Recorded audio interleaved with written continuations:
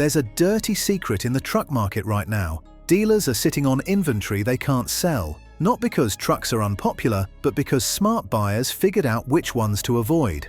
While everyone's rushing to buy F100s and paying premiums for Tacomas, there are 4 trucks collecting dust on lots. Trucks with reliability scores so bad that even aggressive discounts can't move them. Today, I'm counting down 4 pickup trucks you should absolutely avoid. These aren't old models with known issues. These are current trucks with catastrophic problems that manufacturers either can't fix or won't acknowledge. Number 1 has a problem so severe that Jeep settled a class action lawsuit by extending warranty to 8 years just to cover the lawsuits. Let's get started. Number 4. Chevrolet Silverado 1500. The Silverado has been America's workhorse for decades. But if you're looking at 2021 to 2024 models, you're gambling with a truck that could leave you stranded with a $60,000 paperweight. Consumer Reports predicts the 2025 Silverado will be less reliable than the average new car. That's not speculation. That's based on hard data from 2022, 2023, and 2024 owner experiences. When a brand new truck gets that kind of warning, something's seriously wrong. The core problem is GM's obsession with fuel economy over durability. They built these trucks with cylinder deactivation technology called dynamic fuel management. Sounds great until you realize it's destroying engines at 80,000 miles. The system uses special lifters that collapse to shut down cylinders when you don't need full power. Problem is, those lifters fail constantly. When a lifter collapses permanently, it stops the valve from opening. That cylinder ruins. You'll hear ticking that sounds like a diesel engine, feel misfires, and watch your check engine light come on. Repair costs run $4,000 to $6,000 because you're pulling the entire valve train apart to replace all the lifters and usually the camshaft too. But it gets worse. Owners are reporting they've had this repair done twice on the same truck. GM replaces the failed lifters with the exact same defective design. So you pay $5,000, drive 30,000 miles, and you're back at the dealer doing it again. Then there's the 6.2-litre V8 issue that forced GM into a massive recall. Nearly 600,000 trucks got pulled off dealer lots because crankshafts and connecting rods were manufactured wrong. We're not talking about a software glitch. We're talking about internal engine components that can fail catastrophically while you're driving. Your engine seizes, you lose all power on the highway, and you're hoping traffic behind you sees you in time. The 10-speed automatic transmission has its own list of problems. Harsh shifting, clunking from park to drive, shuddering at highway speeds. GM's been releasing software updates for years trying to fix it. Nothing works permanently. Some owners have had transmissions rebuilt multiple times under warranty and still experience the same issues. For a truck that starts at $37,000 and easily hits $60,000 loaded, this is unacceptable. You're paying premium prices for a truck with economy car reliability. Skip the Silverado. If you need a GM truck, look at the 2500 with the 6.6-litre gas engine.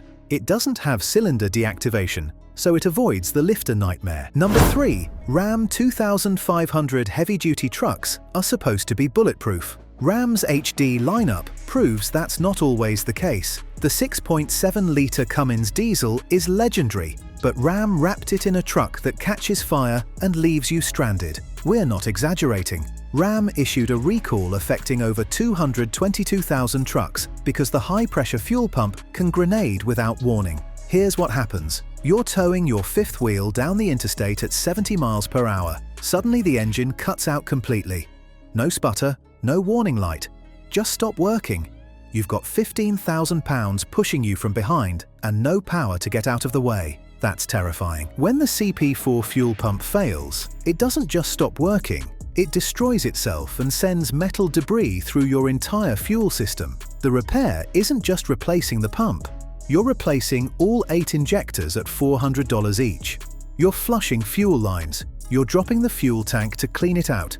Total bill runs $8,000 to $12,000. Ram knew about this. They issued a recall to replace the CP4 with a different pump, but parts availability has been a disaster. Dealers are getting 1 or 2 replacement pumps per month. Meanwhile, trucks are failing in the field, and owners are stuck without transportation for months waiting for parts. The fire risk is somehow worse The transmission dipstick tube leaks fluid onto hot engine parts. That causes fires in the engine bay while you're driving. Not small fires. We're talking flames shooting up, forcing drivers to pull over and evacuate. Ram recalled these trucks, installed a fix, and the dipstick tubes are still leaking. Some owners report having fires twice, once before the recall and once after. Number 2.